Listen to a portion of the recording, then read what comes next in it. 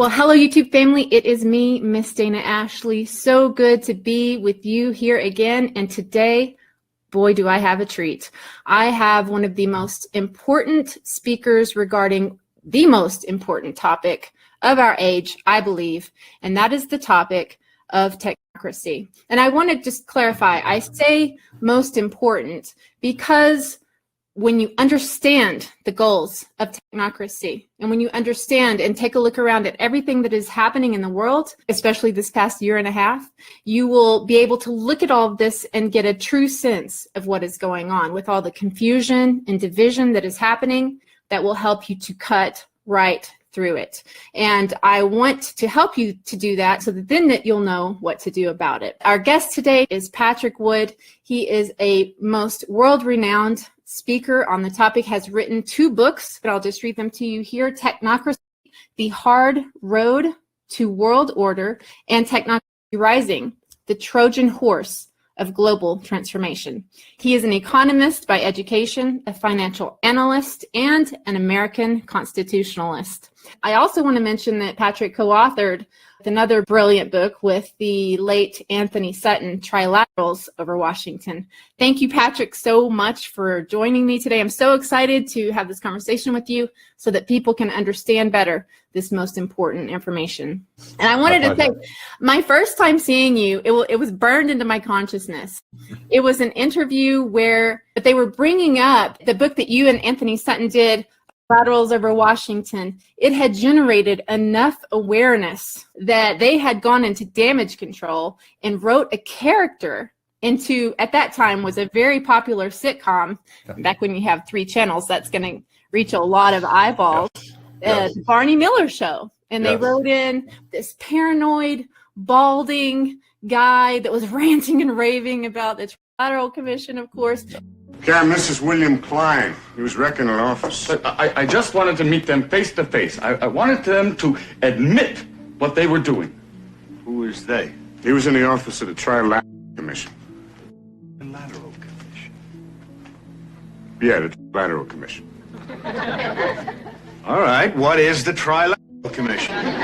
It's an organization founded in 1973 by David Rockefeller to bring together business and political leaders from the United States, Europe, Japan, so they could work together for better economic and political cooperation between their nations. And that's what they'd like us to believe.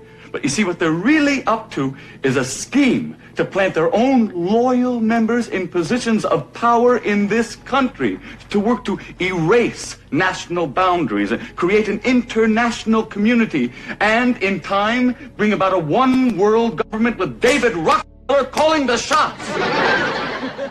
We know that this is a tried and true propaganda technique to effectively ridicule anyone who would ever consider the possibility of an emerging world order. You guys must have really ruffled some feathers to get that kind of prime time. We absolutely did. And I'll tell you what really did it, pushed us over the edge, if you will, was the fact that Larry King, who at the time was with Mutual Broadcasting System, had an overnight radio program in the middle of the night, and it was very popular. In fact, it was the most popular overnight radio program of all time right then.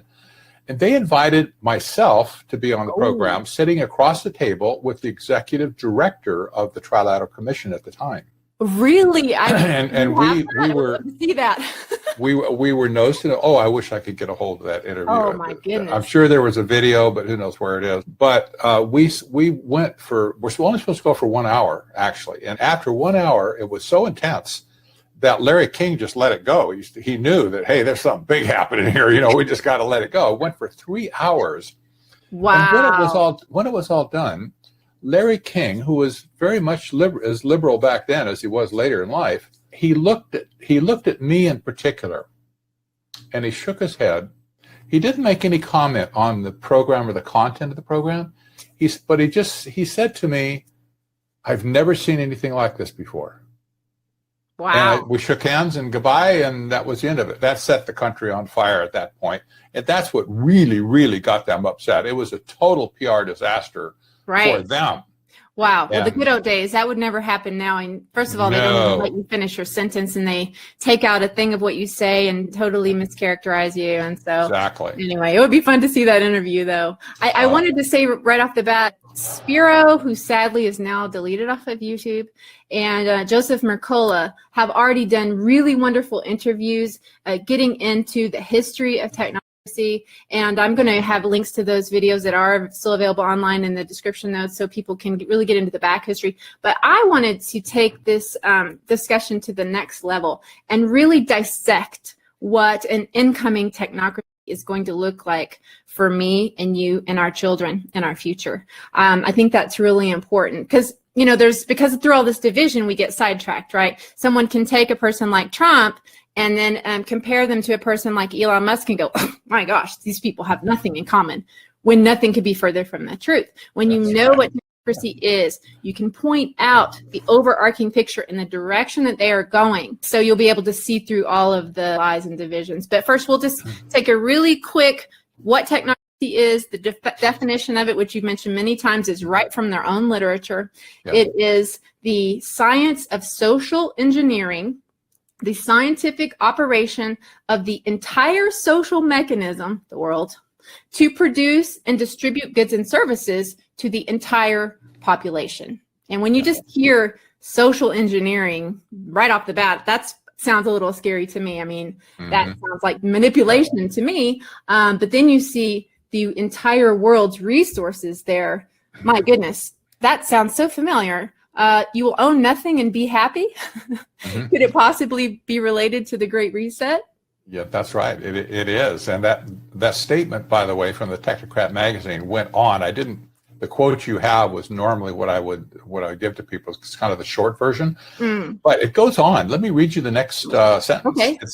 It says, this is how big their ego is. Okay. Scientists and engineers that dreamt this up. This is a replacement economic system for capitalism and free market economics.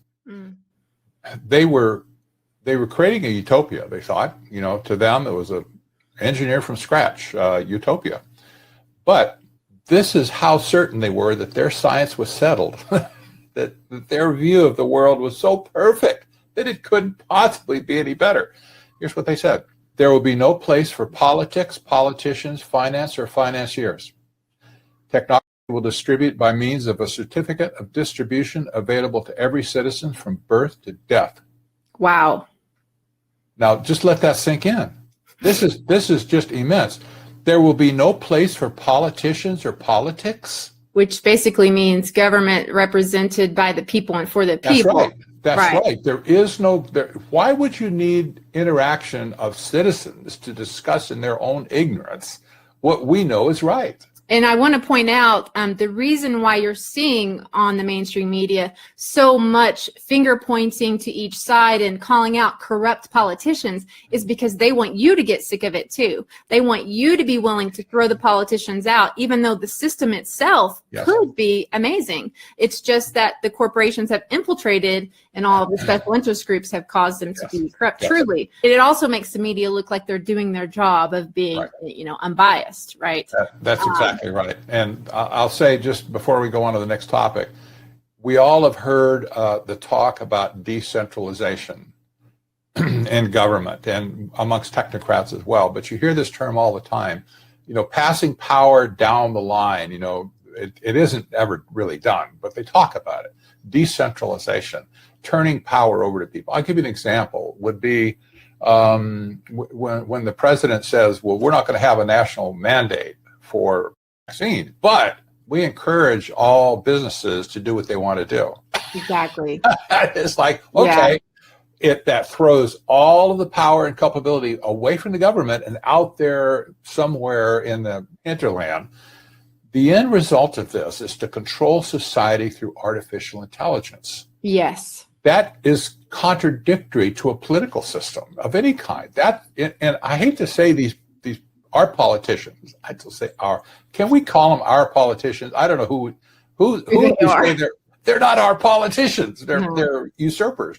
But they're in government right now trying to cozy up to the big tech.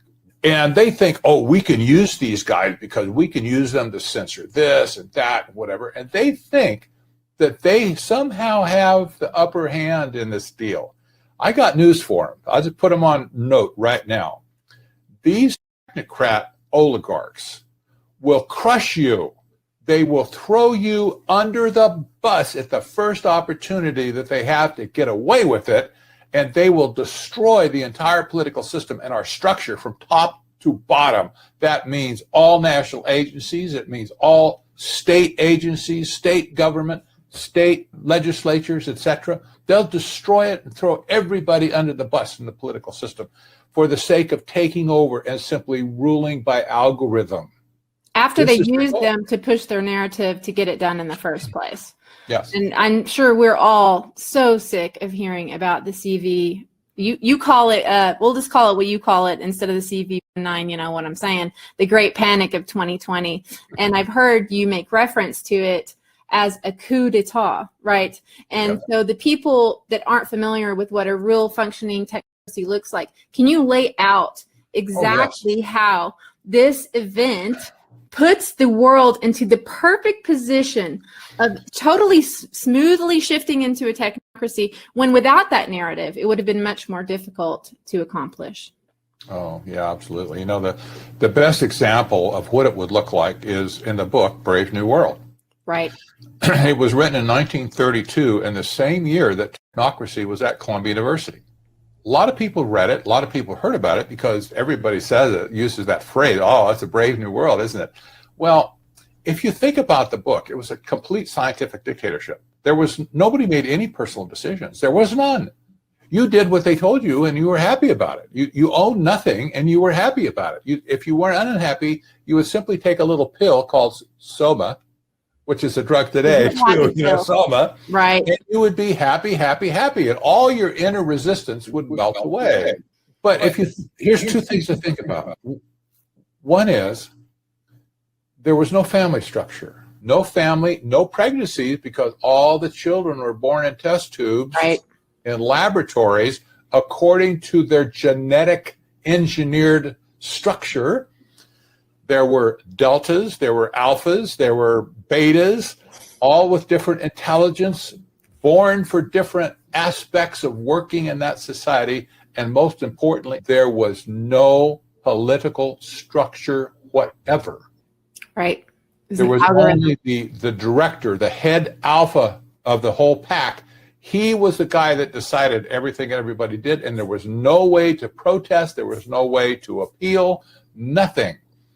This is the utopia that technocracy was, and is today. The same focus and the same channel that we're in today was modeled on that crackpot utopian theory back then. And you say the key phrase that really sticks out to me, which is a scientific dictatorship. Yes. And oh my goodness, what have we not seen for the past 18 months but a full-on takeover of a scientific dictatorship?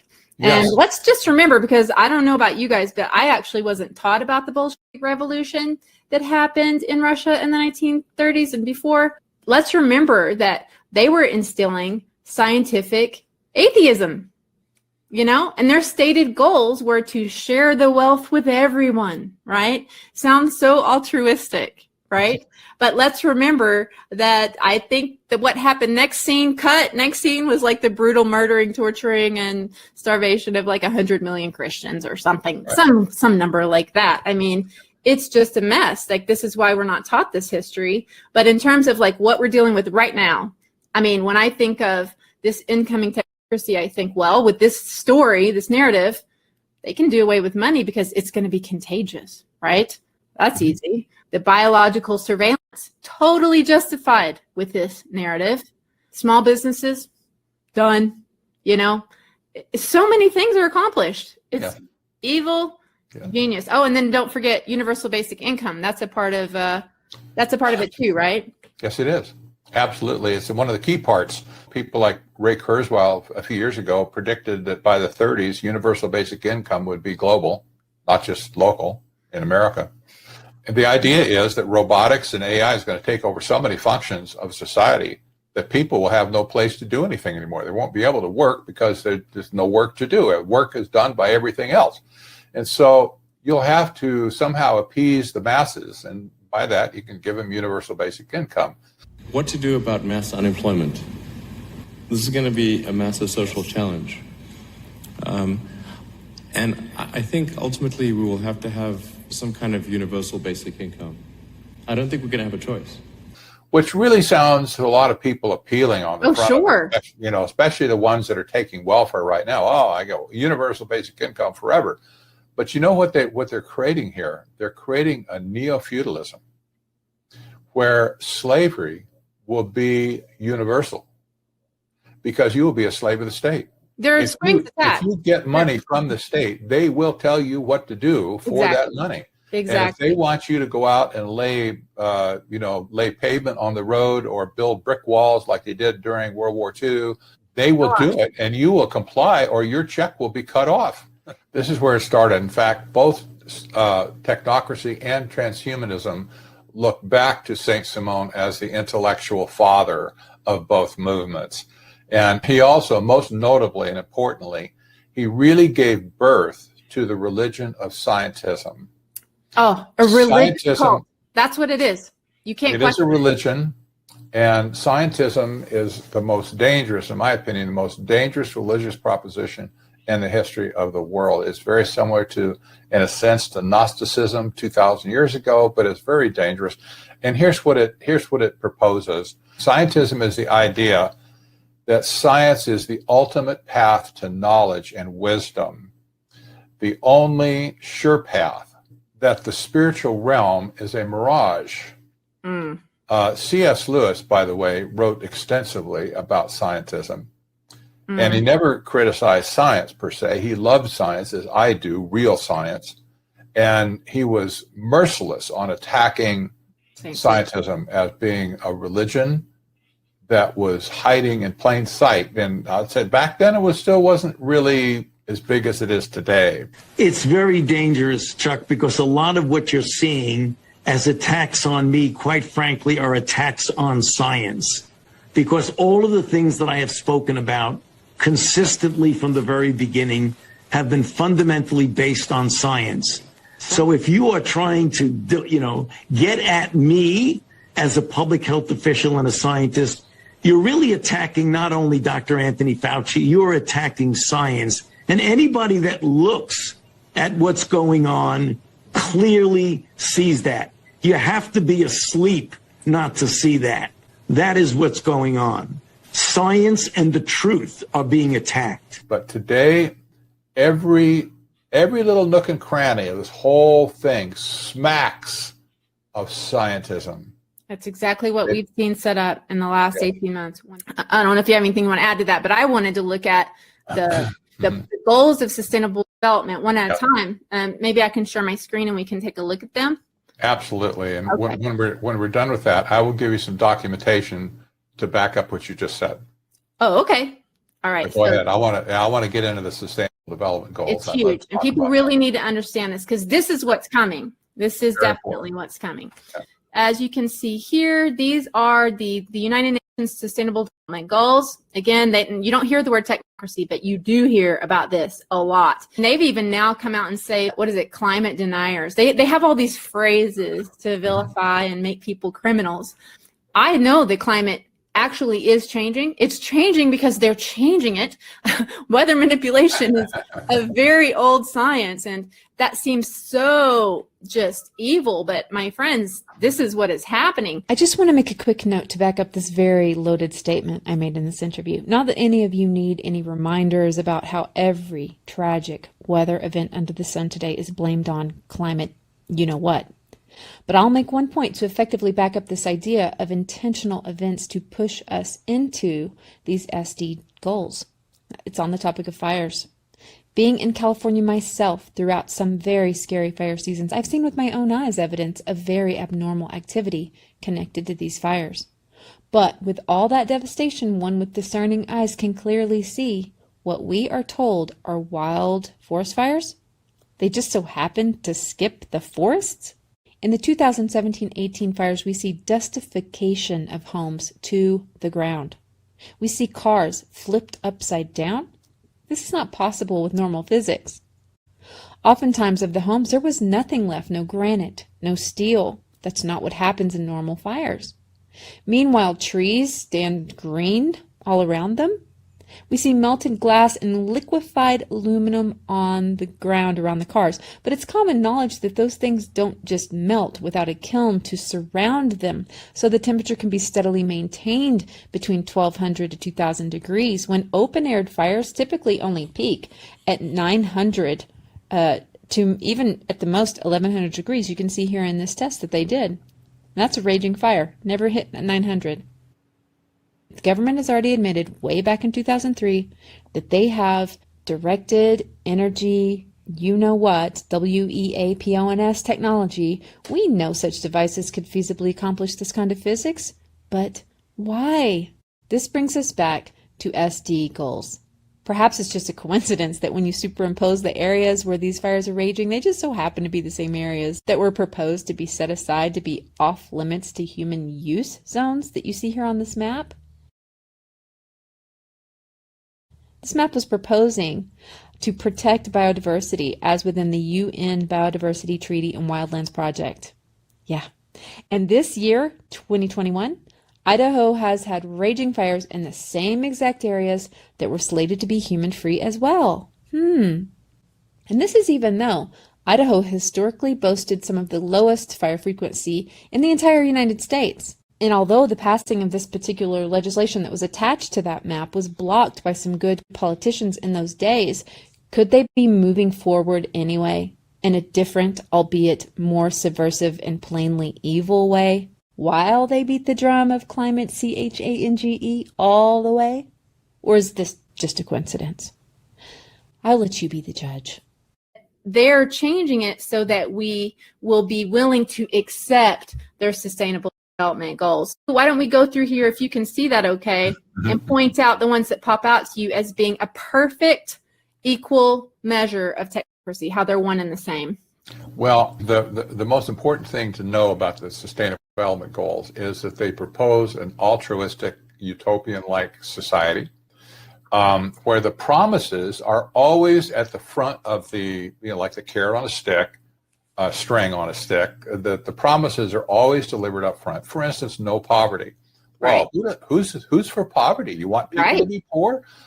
Zero hunger. You want people to be hungry? Well, no. Sounds great. Okay, and good health and wealth. Don't you want everybody to be healthy?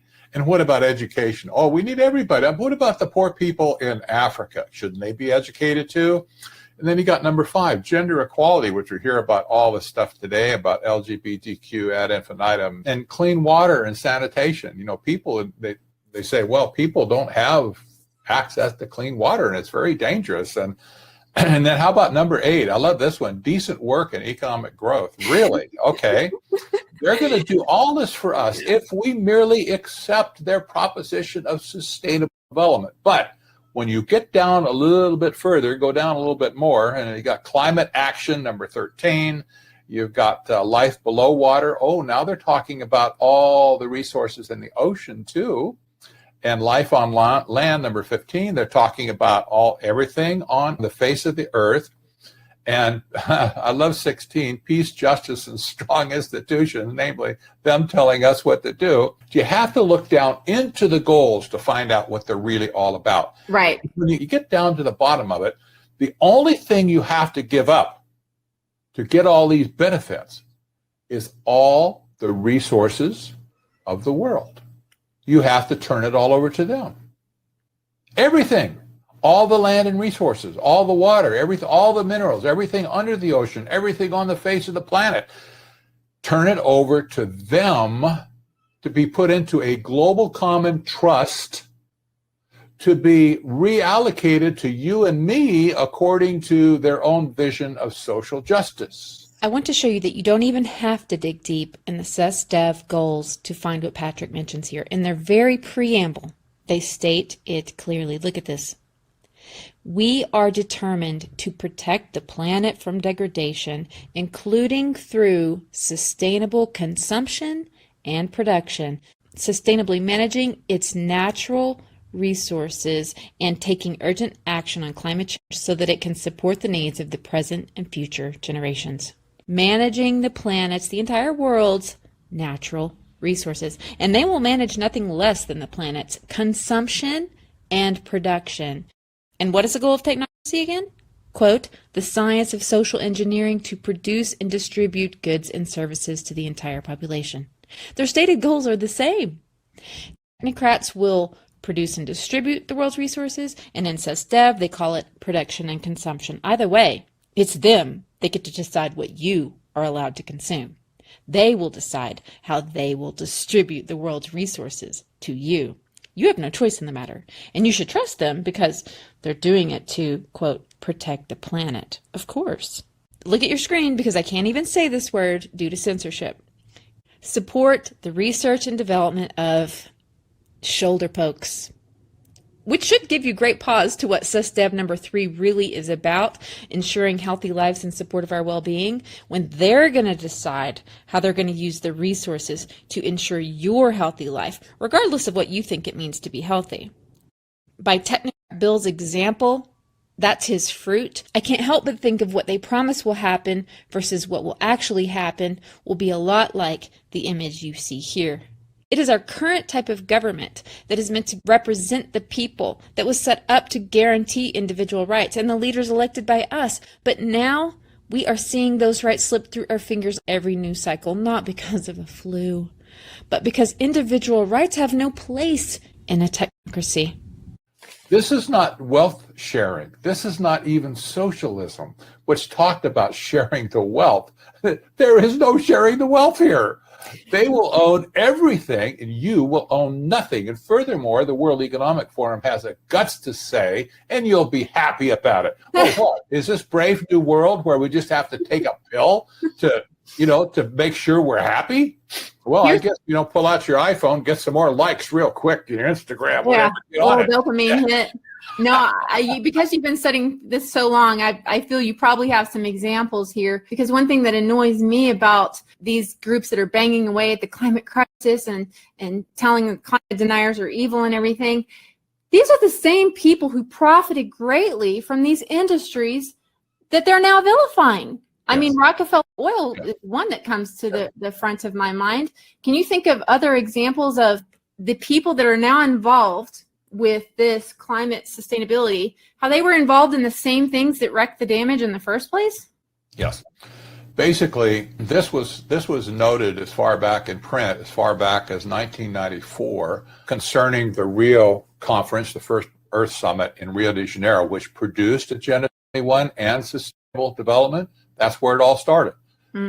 Officially, to be spread to the world. They were talking about it before that, but they made a program. That's when they executed it. It was in 1992.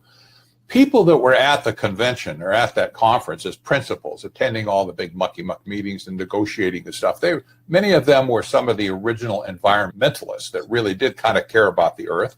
One such writer who wrote in a book called The Earth Brokers, I just got to read this to you. This is amazing. This is a direct quote. Okay. We argue in the book, that UNCED, that's the United Nations Conference on Economic Development, okay, that's who produced that meeting, UNCED. We argue that UNCED has boosted precisely the type of industrial development that is destructive for the environment, the planet, and its inhabitants. We see how, as a result of UNCED, the rich will get richer, the poor poorer, while more and more of the planet is destroyed in the process. Close quote. That's stunning. 1994, these people wrote about it bluntly, saying the very things they promise they're going to do, they're actually doing just the opposite. They say they're going to save the world, but in fact, they are destroying the world in the process. I think one of the examples we have today, if we want to look at what's coming, I mean, a lot of people think of China as communist, right, or a communistic dictatorship. Yeah. And it's true. Communism has a role of sort of wiping away of the culture and everything that people knew before. And if we're talking about going into a brave new world, that's such a huge change for what America is. It makes sense that they would have to have something so big as this narrative, the Great Panic of 2020, to wipe it away. But I want to just, maybe you can let people know that China is a functioning technocracy. What are they dealing with as people? What is their day-to-day like that could be our future if we don't stop this? I think everybody by now has heard about social credit scoring system and the surveillance camera network they have set up, some 600 million cameras for 1.2 billion people. It's insane. China is a functioning technocracy today. That did not happen by accident, by the way. I'll tell you where it came from. It came from the bowels of the Trilateral Commission. When China came back on the world stage, it was Zbigniew Brzezinski who brought them back. Brzezinski, as President Jimmy Carter's national security advisor, was the guy who went over to China, talked the premier at the time, Deng Xiaoping, to come over to the United States to be welcomed back into the global economic fold. His arrival in Washington was a very big deal. There was a pause and a wave for the cameras. But later in the evening, he slipped off for dinner with Zbigniew Brzezinski. Brzezinski, Carter's national security advisor, was instrumental in forging the new relationship. Visiting China in May, he'd invited Deng to his home for dinner when he came to Washington. Deng accepted, helping to serve that night 11-year-old daughter Mika Brzezinski. 40 years ago tomorrow, when Chinese leader Deng Xiaoping reached an historic agreement with President Jimmy Carter. The night before that White House summit, 40 years ago tonight, Deng Xiaoping had dinner with my family at her house in McLean, Virginia. And I can guarantee you, Brzezinski did not teach them about free market economics. But on the other hand, he had a clean slate, because what China looked like then, what North Korea looks like today. It was a train wreck. It was a disaster. Mm-hmm. So when Brzezinski seeded them with the concepts of technocracy, they took to it like a duck takes to water.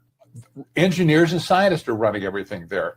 They keep the whole facade of the red background, the hammer, sickle, and the Communist Party just as a stage show for what they want you to think is going on. But it's not communism anymore. It's flat out technocracy. Ruled by algorithm. You jaywalk, you're shunned by your picture being displayed on everywhere, and you have the ticket in your P.O. box by the time you get home. They've already taken it out of your bank account.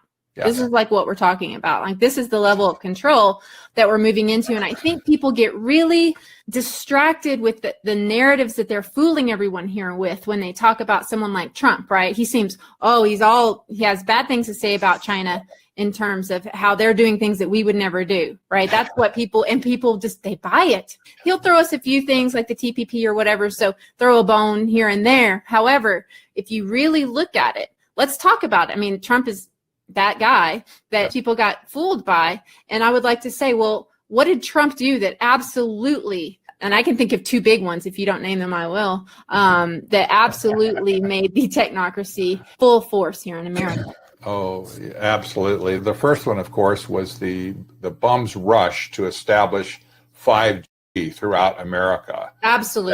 That was huge. Just opened the door for a steamroller to come in and plow out this 5G network, which was fully intended, openly intended, to connect the Internet of Things. That's you and me, the thing they want us to become. That is pure 100% surveillance technology. Yes. And this has been a goal of technocrats for a long time. The second thing was, of course, the vaccine. This whole business of bringing the military in. What, FedEx doesn't work? What, UPS doesn't work? I mean, this DHL doesn't work? Come on, guys. Of course it does. Well, the bums rush to bow to these scientific dictators like Anthony Fauci, who was standing right by the president all those days, right? He was in control of the narrative, not the president. And the president, I mean, he might have, certainly he went along with it, but went through the motions. But he applauded these companies that had criminal records. He removed all safety regulations. He said, we're going to fast track this. 3 days, less than 9 months. And it's great. And you know what? I believe totally in your freedoms. I do. You got to do what you have to do. But I recommend take the vaccines. I did it. It's good. Take the vaccines. But no, that's okay. That's all right. You got your freedoms. But I happen to take the vaccine. Anyway, this is the kind of thing that can get me in trouble. I have no opinion about this, of course. It has brought us to a state of lawlessness in America today because the Constitution has been thrown out the door effectively. our laws, our existing statutes, laws that were passed in a proper way by a U.S. Congress and by states, have been completely trampled, thrown out the door for the sake of an emergency, a declared emergency. But this is where we are today. It started with President Trump. It started well before. It started, go back way before to Obama, go back to George W. Bush, go back to Bill Clinton and Al Gore, go back into the 80s with Ronald Reagan. In every single presidency since at least 1970, the under the surface movement of technocracy has just completely been ignored by everybody, and every presidency has allowed this group of people to have free will to do anything they wanted to do. They did it all during those administrations. They did it all during the Clintons and the Bushes and the Obamas, right up to today and through the Trump Biden. administration. Absolutely. I don't think it's hard to see what Biden's doing. I'll just throw this one little thing out that most people don't realize that Reagan did. Everyone's talking today about how we'll call them Miser and Modern A, those companies that created they have no liability, none. Anything that's created under the term VA, X has no liability. They can make whatever they want, put it in you. It can do whatever it does to you, and they do not pay a penny. Guess who did that? Ronald Reagan. That's right. Today, we're in the worst shape we have ever been in 200 plus years because these technocrats have operated with impunity through every administration since at least 1970. They're finally getting to the point where they can assert direct authority over us, as in Fauci standing up and virtually dictating health policy to the whole country, which is the autonomy of your own body, basically, which is totally a technical idea. Speaking about going back in time, it was the Club of Rome, I think. It was found in some of their documents where they were, trying to figure out what they could do to bring in the kind of control that they ultimately wanted. And they mused over the idea of creating a climate, CRISIS, to get that sort of fear in the people to be able to get that. Do you remember that quote? Oh, I do. They were the ones that wrote openly in their book, Limits to Power, that the Earth could only support 500 million people. Right. Today, the Club of Rome, a favorite environmental think tank advising the UN, publicly states its mission is to address the multiple crises facing humanity and the planet. Yet my issue with them, besides their mission to make decisions for the rest of us, is found in their own writing stating how they would convince the rest of the world that there were these supposed crises in the first place.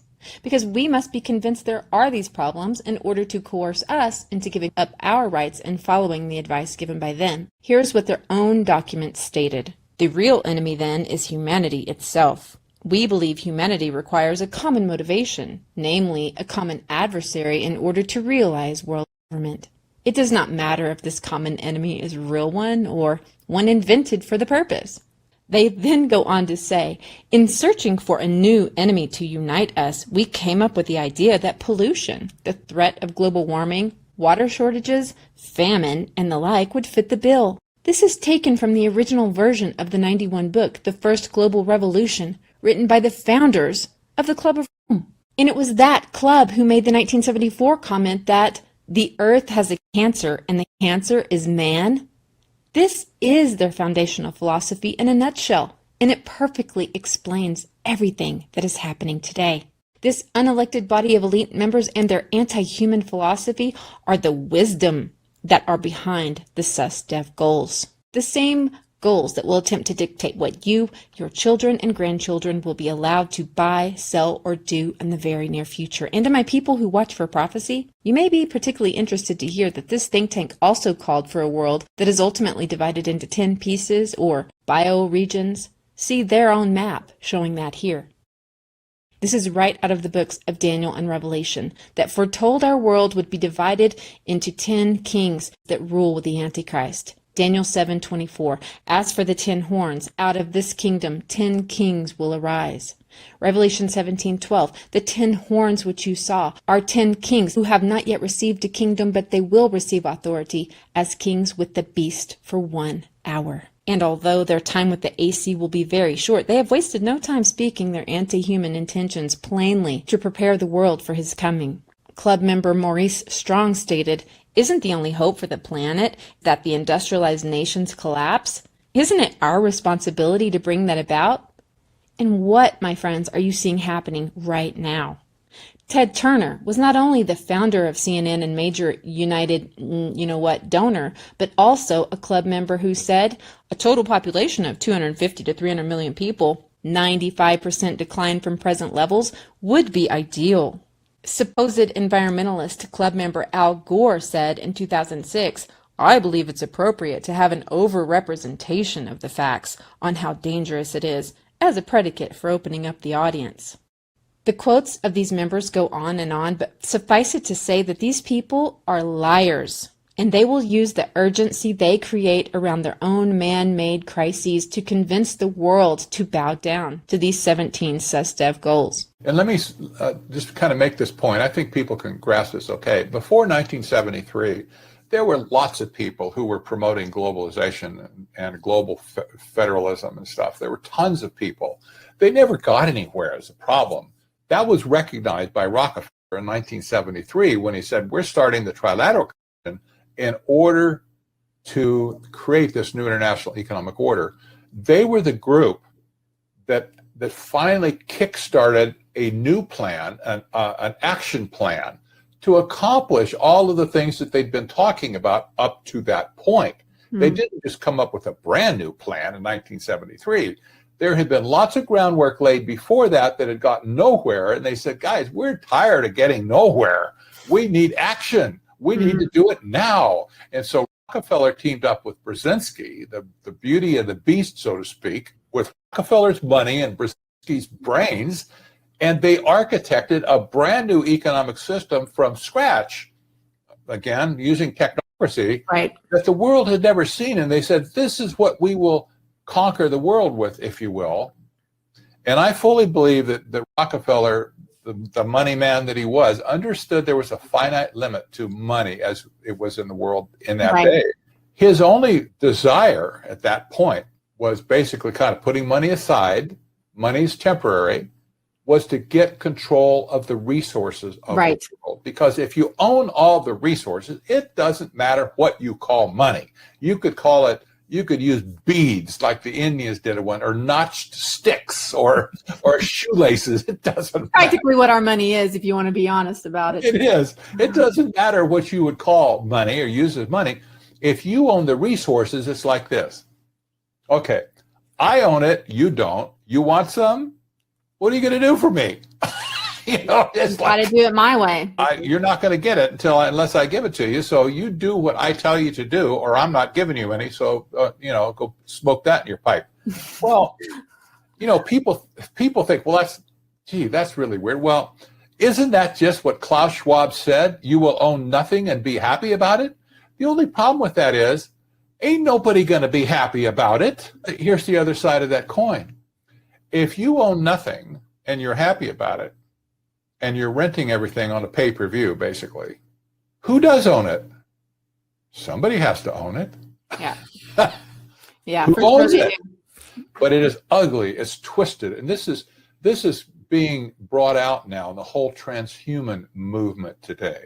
Yes. We have to talk about that, because that's the Siamese twin of technocracy right now. Absolutely. That was my go for it. Oh, yeah. Okay. Well, technocracy is to society, the structure of society, as transhumanism is to the people who will live in that society.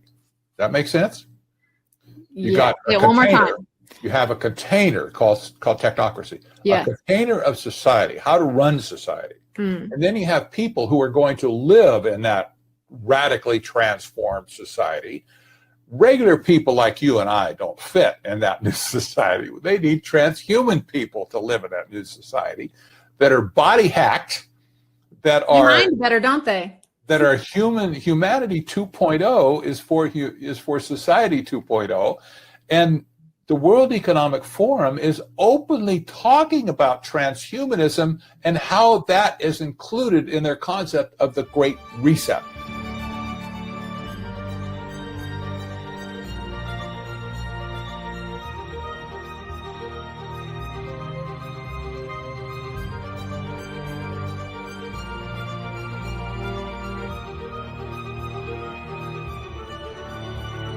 I think we want to create a society in which, from my perspective, you're able to enhance, but it isn't a prerequisite for participating in society to enhance in certain ways.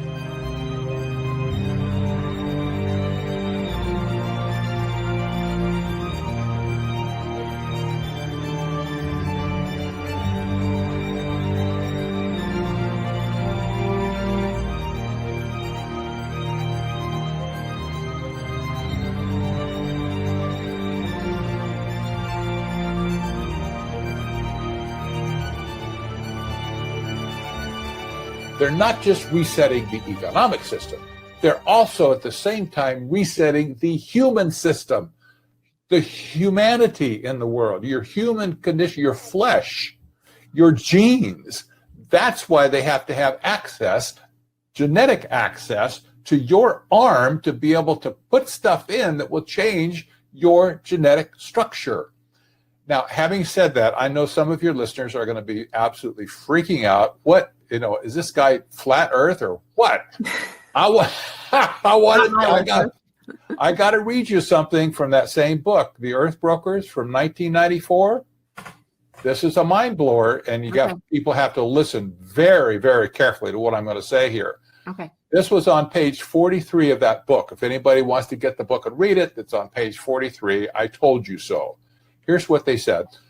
Quote, the convention, that's the Biodiversity Convention, implicitly equates the diversity of life, animals and plants, to the diversity of genetic codes. By doing so, diversity becomes something modern science can manipulate. It promotes biotechnology as being, quote, essential for the conservation and sustainable use of biodiversity. 1994, they saw this. They were talking about this at those meetings in 1992. Okay, it goes on the next page.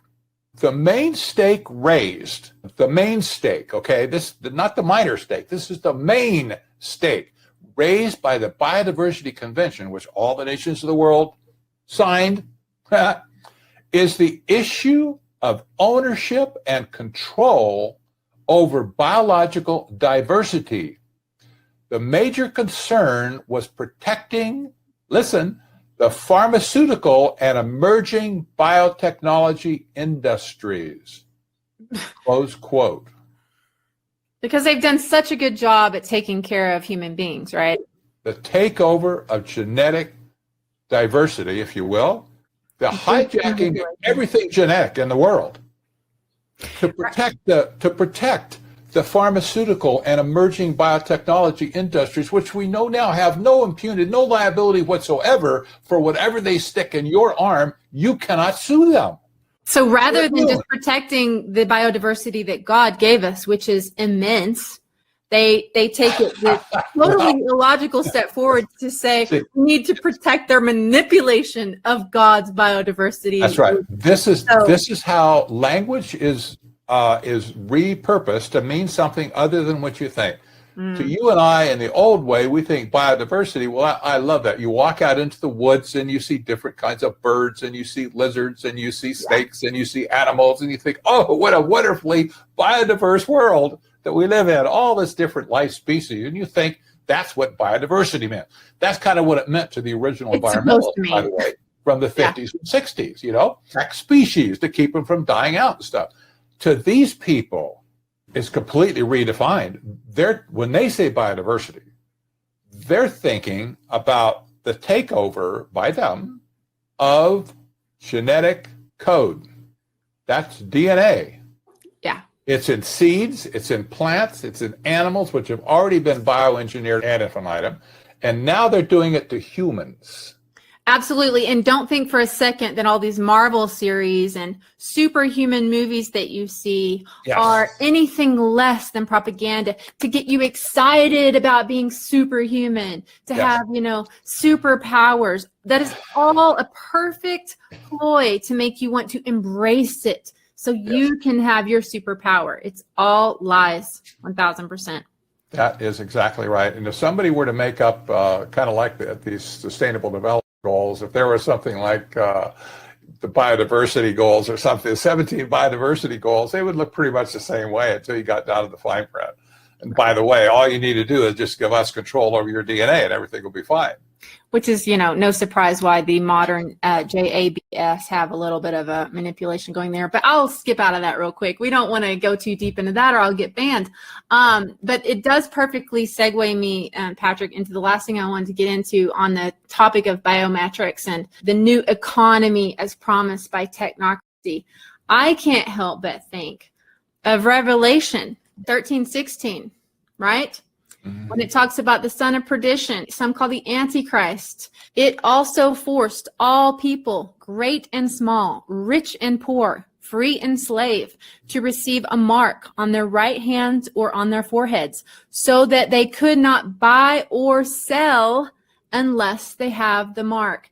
And likewise, you have Daniel 2, perfect bookends, Revelation and Daniel. He was shown Nebuchadnezzar's dream of the great statue, as well as its interpretation. The statue represented all the powerful kingdoms of men from beginning to the end, from the head of gold, or ancient Babylon, all the way through to the feet of the end times, where the 10 toes in the statue of clay and iron are the same 10 kings that will rule with the AC in Revelation.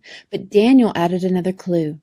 And whereas thou sawest iron mixed with miry clay, they shall mingle themselves with the seed of men. It is very specific here. What will be mixed or mingled? They will mingle with the seed of men. Seed is genetics. Or DNA. They are attempting to manipulate seed DNA. This is a warning against the transhumanist agenda. They will attempt to manipulate the DNA of men. This is all foretold, and this is where God draws a line.